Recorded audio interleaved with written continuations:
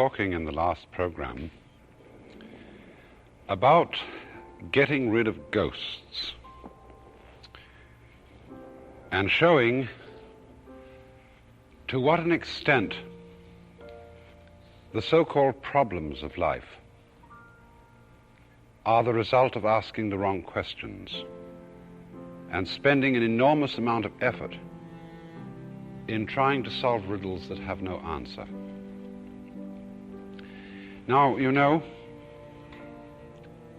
in Indian philosophy, whether it be Hindu or whether it be Buddhist, there is apparently a great life problem.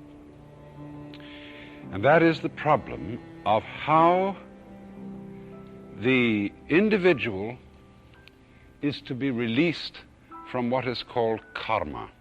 K-A-R-M-A. Strictly speaking, the word karma in Sanskrit simply means action or activity. But in popular Indian conception, it has a more specific meaning than that. And it means something like our Western idea of causality. As the Buddha put it once, this arises, that becomes. And although I don't think he meant this statement in a causal sense, nevertheless, when you look at how the ordinary people of India understand karma, it works out in practice as being a law of retribution. That is to say, if you are in good circumstances in this life, it must be attributed to good things you have done in times past. If in bad circumstances, to bad things. And so the individual has a conception, a kind of explanation of his lot in life by referring it to past causes.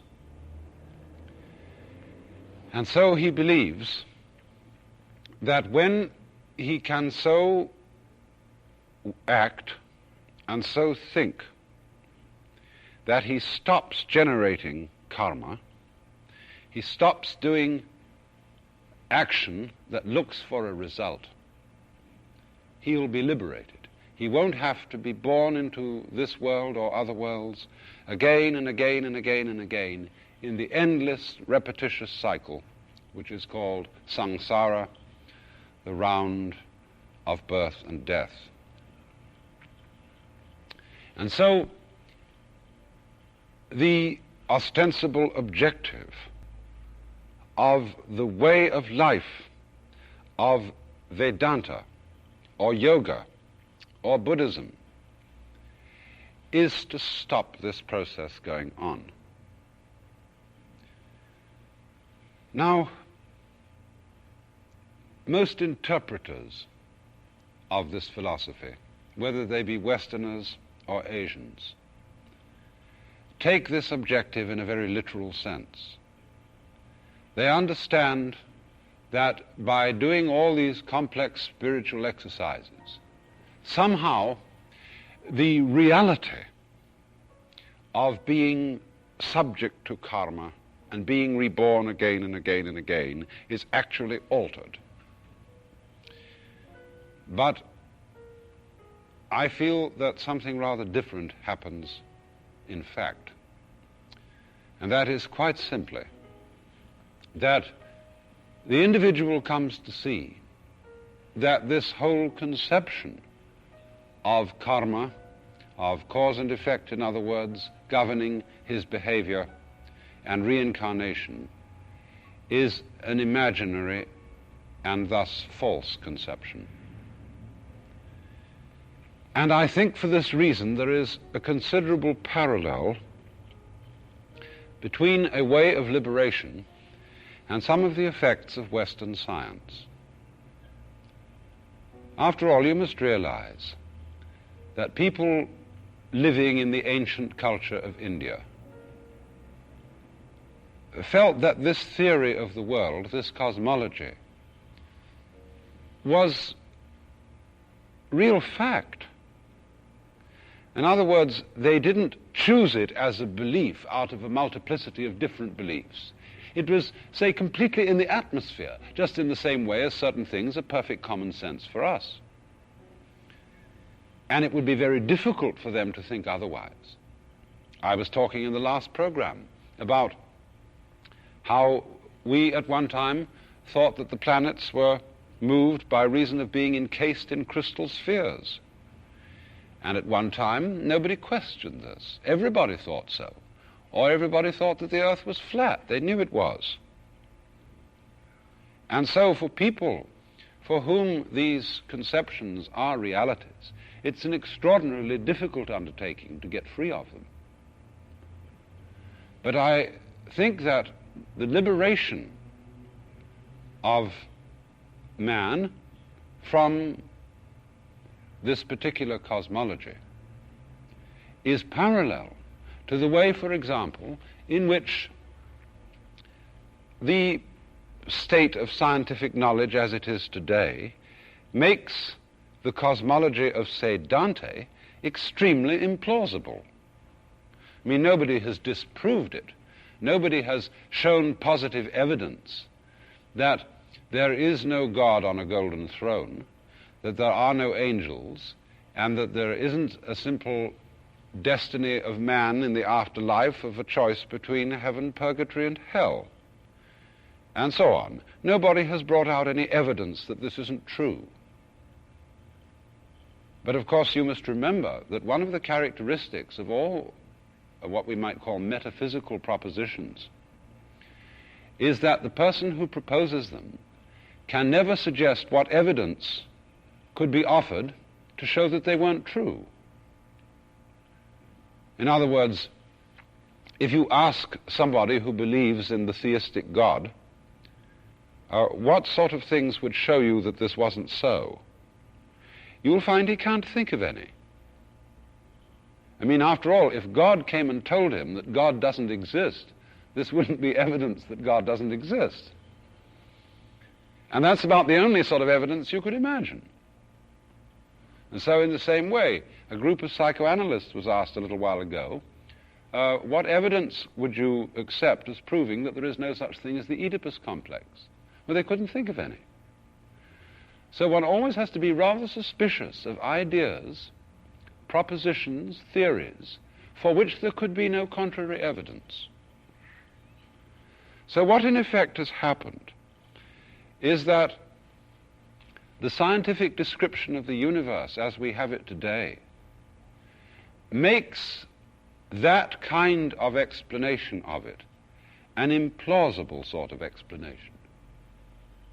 It just somehow doesn't fit, not the quantitative scale of the world as we know it, but even the qualitative scale.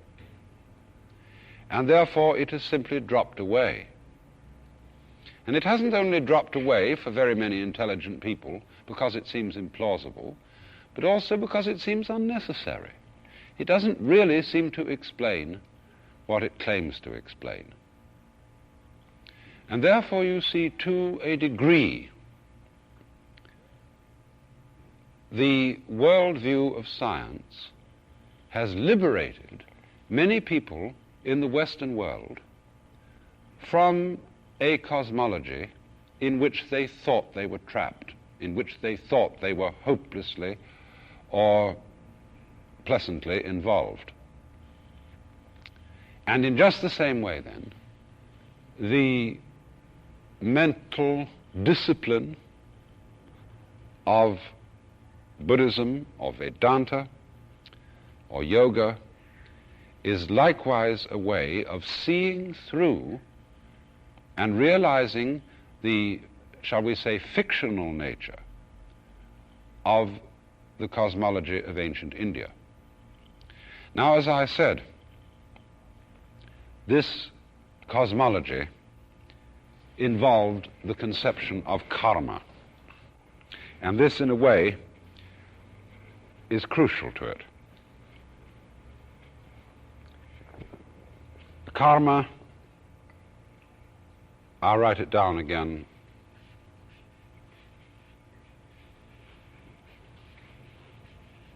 From the Sanskrit root, kri, to do. And as I said, strictly speaking, it means you're doing. And thus, in a way, there are two senses of interpreting it. You might say there is the unreal sense of looking upon it as a law of cause and effect, or a profound sense in which you interpret it as action.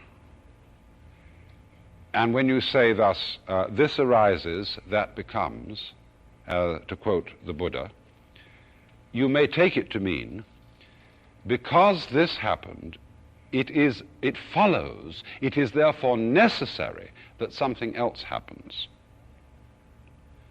But on the other hand, you may take that in quite a different sense. Instead of being a kind of chronological cause and effect, one thing starting up another, as for example when you arrange a row of bricks and they're all standing on end, and you push one down and then as a consequence all the others fall down. Not like that, but rather in the sense this arises, that becomes, of certain things go together, like yes and no, figure and ground, and all these various illustrations which I've used to show the principle of relationship or mutuality. But let's think for a while about cause and effect, and the idea that there is a kind of necessity in nature. I was talking also last time about the work of Ludwig Wittgenstein, and there is a passage in which he says, there is no necessity in nature for one thing to happen because another has happened. There is only logical necessity. And this again is one of these things that startles common sense. These ghosts, you see, the ghosts say of necessity, of causal necessity, is very, very firmly entrenched in our thinking. And when somebody suggests that it isn't really so, it's quite a shock. And so it's worth examining this conception rather closely and see if we can lay the ghost of necessity. First of all, let's consider a few ordinary causal ideas. We say that any living creature must of necessity have food, and if it does not, it will of necessity die. And here we seem to have a perfectly clear case of cause and effect. But if we look closely into what actually goes on, we shall find something rather different. What are we really saying when we say that any living creature needs food? Well, first of all, a living creature is, of course, constantly absorbing or assimilating food. And when we say, for example, does your food agree with you? Does the climate agree with you? This is really saying, are you consistent with your environment? Do you go together? If you do go together with your environment, of course you are there. As we say, you exist. If you don't go together with your environment, if you're not consistent with it, you're not there. It's as simple as that. Now, when we say, you see, that an organism needs food, of course, this is only to say that it is food.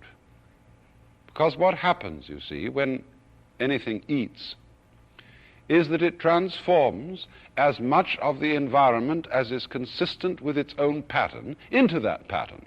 And what isn't consistent, it either doesn't eat or it eliminates it. And so what we call an organism is a constant transformation of food into the pattern of the organism. And of course, you could say, describing it more elaborately, this is the transformation of the pattern of the food into the pattern of the organism. And so, the moment that the organism stops, or this process of transformation stops, the organism isn't there. And so long as it is eating, it is still becoming food. Food is still transforming into it, and this is what it means to say that it exists. Now, of course, we are also likely to say, oh, this organism eats because it is hungry. Now, I wonder what we're saying there. Is hunger something, as it were, some kind of power that moves the organism to look for food? I think, again, if we examine this carefully, what we're saying, that an animal eats because it is hungry, what we're really saying is that it eats when it's ready to eat. And hunger is the initial stage of eating. It is a way of perceiving readiness to eat. And then again, when we say it dies because there is no food, if you look into this carefully, what you're actually saying is that when food is not in the environment and therefore is no longer being transformed into the pattern of the organism, then that pattern isn't there anymore. It dies. But you see what is happening here. All we're doing when we say because is that we are describing what is actually happening more carefully. In other words, the organism dies because there is no more food. If we simply say, instead of this word because, we simply say, the organism's death is the cessation of food being transformed into its pattern. You see, we've eliminated the word because. And this is actually what we're doing all the time when we explain things. We're not really describing their causes. That seems to be what we're doing when we don't know the full nature of the event. But what we're really doing is we're describing the event that puzzles us more completely. It seems to be a description of causes if we say death is one event and not having enough food to eat is another event. If we split the two events in the first place, then it will seem that one event causes the other. But it's much simpler to say that all we are doing is we are describing the event called death more carefully, and this makes it more intelligible. Because you see, while we separate events and say that one is the cause and the other is the effect, it's always difficult to show exactly how the cause turns into the effect. We had the same difficulty in trying to show how minds or spirits influence matter. If they were two substances of a completely different order, how does one work upon the other? And we found, in other words, that what appeared to be an explanation wasn't really an explanation at all. If you ascribe, in other words, the intelligent activity of a human being, which he manifests in such physical things as his action and his speech, if you ascribe this to some altogether different kind of entity or substance called a mind, well, how does it affect it? And this is a puzzle nobody was ever able to answer. And just the same thing occurs when you want to know how a cause brings about an effect. You have introduced a gap here, thinking that you were explaining something, and as a matter of fact, you have made the situation more puzzling than it was in the first place. And so, too, when we take such simple problems as what we call gravity, I suspect this is another ghost, when we say, when I let go of a stone, it falls to the ground. That's a perfectly straightforward, simple description of the situation. But then if we add to that and say, the stone falls to the ground because I let it go. Now, let us imagine what evidence is there for causality here. Let's see what evidence could we bring against it. Supposing, in other words, a situation were to arise in which I let go of the stone and it didn't fall to the ground but went up in the air instead. I think that if this happened, we should say that what I had had in my hand was not a rock but a balloon. Because, you see, it is part of the definition of rocks that when unsupported they fall to the ground. Things that don't behave that way aren't rocks. And so when we say that a released rock must fall to the ground, this is because that sort of behavior is part of what we mean by a rock. So the must in there is not, as a matter of fact, something in nature. It is something in the dictionary, in the book of definitions, because the objects that behave that way are so defined. Take another illustration, the sunflower. Now, the sunflower is so arranged that when the sun apparently moves across the sky, it keeps its face following it. And that is what it does. And now let's say a sunflower must turn its face to the sun. In this case, what we are really doing is saying that it turns its face to the sun is part of the definition of a sunflower. If the sunflower didn't turn its face to the sun, it would be behaving like, say, a tulip, or some plant that doesn't behave this way. In the same way, if it didn't turn its face to the sun, it might also, say, have blue leaves. And this would make it, in other words, a different kind of flower, which would have a different sort of definition.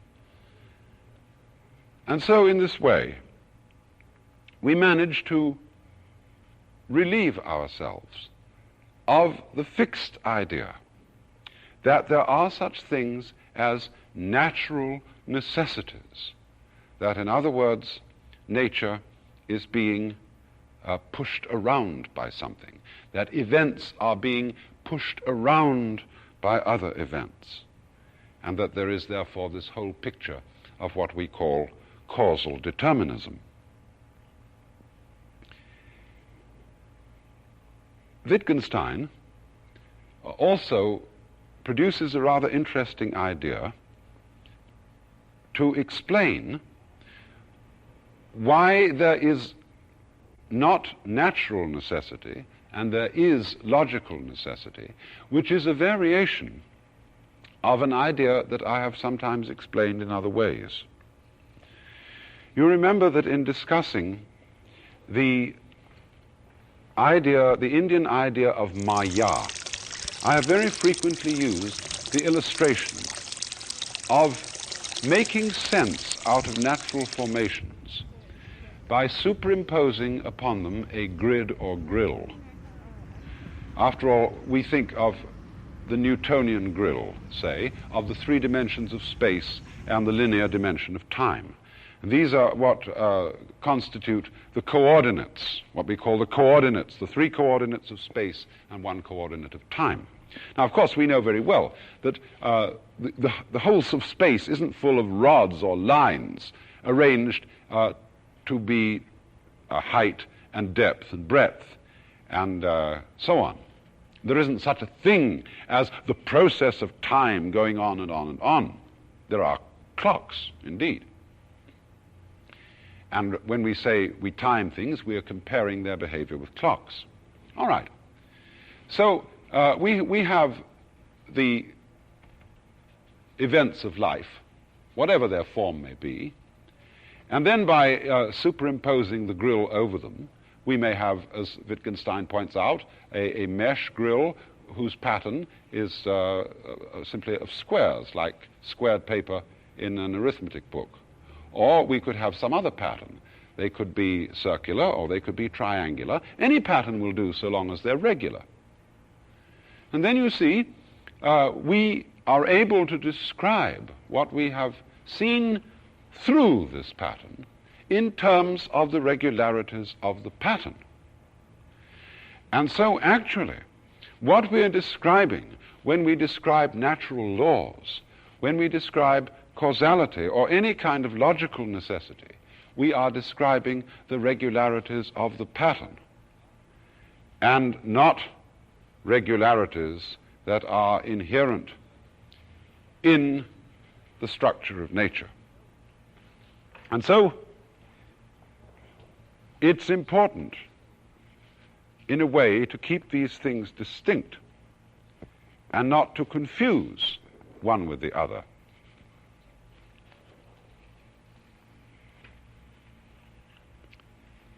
And the confusion of the two is, in a way, another of these ghosts I've been talking about. So, however, the human being elaborates patterns of this kind. Language, for example, is an elaborate pattern with certain kinds of regularities in it. Just in the same way, too, our fingers and our teeth and our organs of digestion are also a kind of grid. And they're constantly, as it were, sorting out what is in the world in order to assimilate them to us. And in the same way, our words, our language, our ideas, our patterns, which sort out the world, and we assimilate the world to these patterns.